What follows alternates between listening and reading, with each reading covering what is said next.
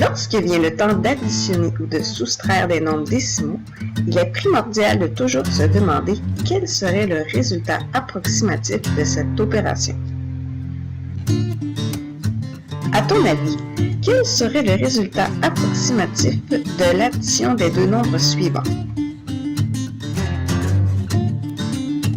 Arrondi à l'unité près, 27 et 7 centièmes devient 27 et 12 et 61 centièmes devient 13.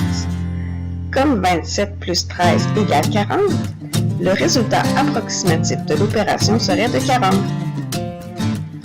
Avant d'effectuer le calcul, il est très important de bien aligner les chiffres qui possèdent la même valeur de position. Tu peux toujours utiliser un tableau de numération pour t'aider. Sois bien vigilant lorsque tu transcris tes nombres dans le tableau de numération. Par exemple, le nombre 27 et 7 centièmes a un 0 à la position des dixièmes. Tu ne dois pas l'oublier.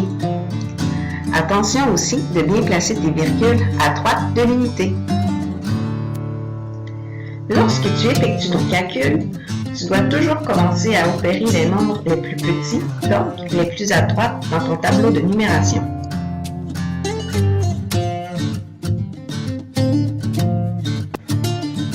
Une fois que tu as effectué ton calcul, il est important de comparer le résultat obtenu avec celui de ton approximation. Si la valeur des deux résultats est rapprochée, c'est signe que tu as bien aligné tes chiffres et que tu n'as probablement pas fait d'erreur de calcul majeure. Si tu devais soustraire les nombres suivants, comment procéderais-tu?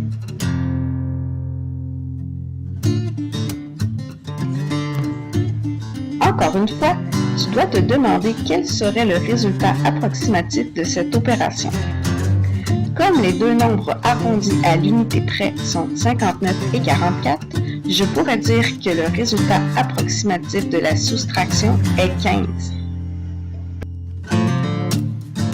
Transcrivons maintenant les nombres dans le tableau de numération et effectuons le calcul.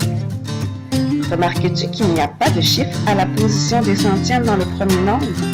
Par contre, je dois en soustraire 2. Que devrais-je faire?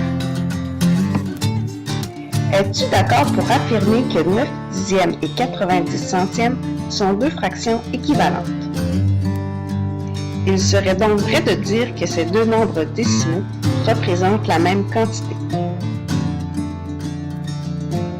Je pourrais donc transformer mon 9 dixièmes en 90 centièmes dans le tableau de numération sans changer la valeur de mon nombre. Je serai ainsi en mesure d'effectuer le calcul adéquatement.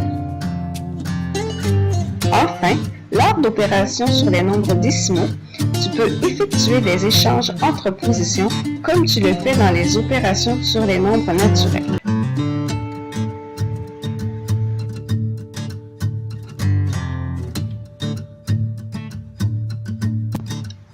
À toi de jouer. Pratique-toi maintenant à additionner et à soustraire tes nombres décimaux.